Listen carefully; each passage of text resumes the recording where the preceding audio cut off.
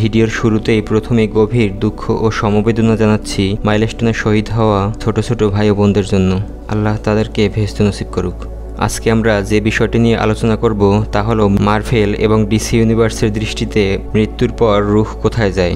বাস্তবে মৃত্যুর পর আত্মা কোথায় যায় এ নিয়ে মানুষের হাজারো বিশ্বাস ও বিভিন্ন মতামত রয়েছে। কেউ ভাবে আত্মা স্বর্গে যায়, কেউ ভাবে নতুন জীবন নিয়ে ফিরে আসে, আবার কেউ বলে আত্মা নাকি চিরকাল অদৃশ্য থাকে। কিন্তু কমিক্স দুনিয়ায় অর্থাৎ মার্ভেল আর ডিসি ইউনিভার্সে মৃত্যুর পর আত্মা বা রূহ এর যাত্রা একদম অন্যরকম, রহস্যে ঘেরা এবং অনেক সময় ফিরে আসার সুযোগ থাকে।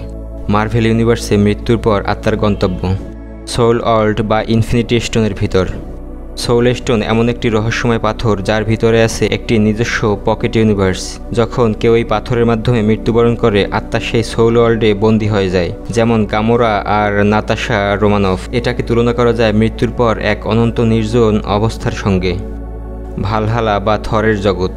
নর্স মিথোলজি মতে থর ইউনিভার্সে যারা বীরের মতো মৃত্যুবরণ করে তারা ভালহালা নামক এক আধ্যাত্মিক জগতে যায়। এখানে আত্মারা অনন্ত জীবন পায়। থর লাভ অ্যান্ড থান্ডারের শেষে আমরা জেন ফস্টারকে ভালহালাতে দেখি। বাস্তব দুনিয়ার স্বর্গের ধারণার সঙ্গে অনেকটা মিল রয়েছে। Death character, lady death and cosmic entities. মার্ভেলে ডেথ নিজেই একজন সত্তা। থানোস এই লেডি ডেথের প্রেমে পাগল ছিল। এখানে মৃত্যু মানে শুধু শারীরিক শেষ নয়, এটা এক অনন্ত কসমিক ভারসাম্যের অংশ, বাস্তবের মৃত্যু ও পুনর্জন্মের দর্শনের মতো। Multiverse and resurrection. মার্ভেলে মৃত্যু মানে সব শেষ নয়। মাল্টিভার্স থাকার কারণে বিভিন্ন আর্থ বা ইউনিভার্সে সেই একই ব্যক্তি জীবিত থাকতে পারে, যেমন Loki, Deadpool, Captain America. DC ইউনিভার্সে মৃত্যুর পর আত্মার গন্তব্য speed force, the flash universe. Speed force হচ্ছে শক্তির এক বিশুদ্ধ ফিল্ড যেখানে আত্মা টাইম এবং রিয়েলিটির বাইরে চলে যায়। ব্যারি অ্যালেন মৃত্যুর পর স্পিড ফোর্সে বিলীন হয়ে যায়, যেখানে সে এক ধরনের নতুন অস্তিত্ব পায়। এটা বাস্তবের পরলোক বা অবিনশ্বরতা ধারণার sci-fi version. The dreaming and the endless, Sandman universe. DC এর স্যান্ডম্যান কমিক্সে মৃত্যুর পর সবাই দ্য ড্রিমিংয়ে প্রবেশ করে। এখানকার ডেথ চরিত্রটি দয়ালু এবং আত্মাদের অন্য জগতে গাইড করে থাকে। বাস্তবে অনেক ধর্মে মৃত্যুকে একটি সফট সুন্দর যাত্রা হিসেবে দেখানো হয়। এই কনসেপ্টের সঙ্গে এটা মিলে যায়। Heaven and hell, justice league, dark universe. DC ইউনিভার্সে পরিষ্কারভাবে স্বর্গ ও নরকের অস্তিত্ব আছে।